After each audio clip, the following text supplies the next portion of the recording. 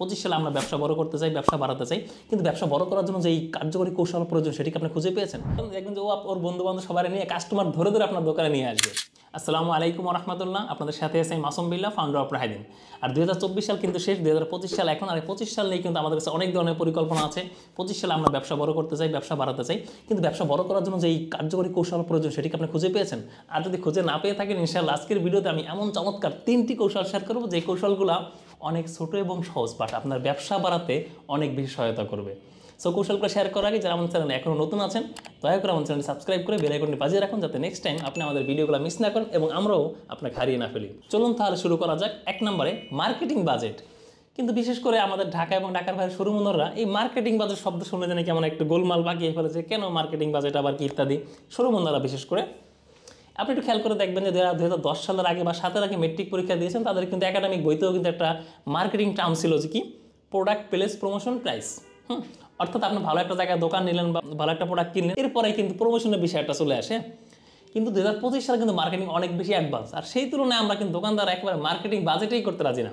So 25 সালে 24 থেকে ব্যবসা বাড়াতে চাইলে এখনই একটি মার্কেটিং বাজেট তৈরি করুন। সেই মার্কেটিং বাজেটটা প্রথমে ছোটো করে করতে পারেন। সেটা কেমন?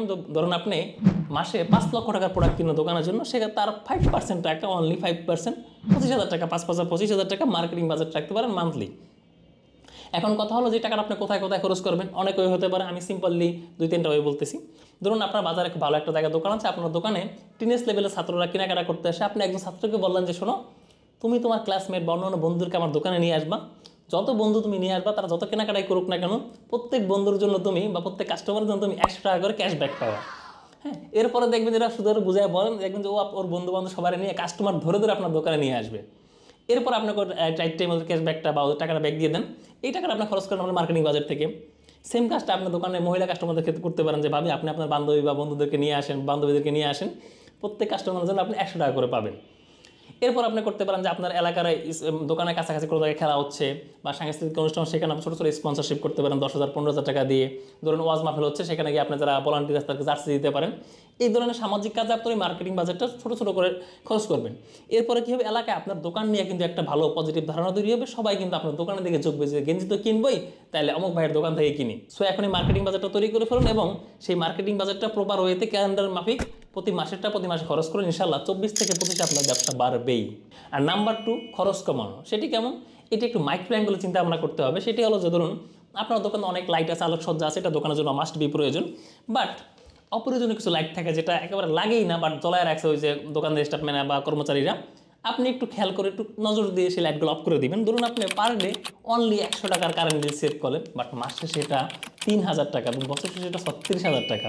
এরকম আরও অনেক অপ্রয়োজনীয় খরচ আছে যেটি যার যার এলাকা বা শোরুম অনুযায়ী সেই দোকানদার বা শোরুম ওনারা বুঝতে পারবেন।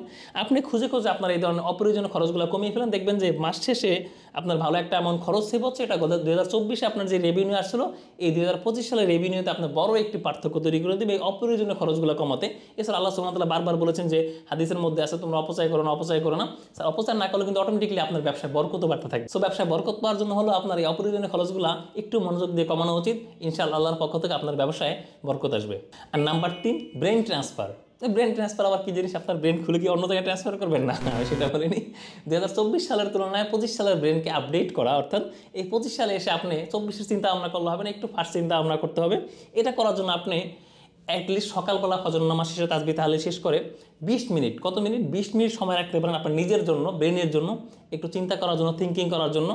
এবং এই চিন্তাকে সহায়তা করার জন্য আপনি এভরিডে নাইট মানে দোকান থেকে ফিরে 10 পাতা 15 পাতা বই পড়তে পারেন আপনার ব্যবসা রিলেটেড। যখন আপনি নতুন কিছু জানবেন, নতুন কিছু ভাবতে পারবেন, ইনশাআল্লাহ আপনার হৃদয় মন নতুন কিছু জয় করার জন্য উদ্গ্রীব থাকবে এবং আপনার ব্যবসাও 24 থেকে 25 অনেক বেশি ভালো চলবে।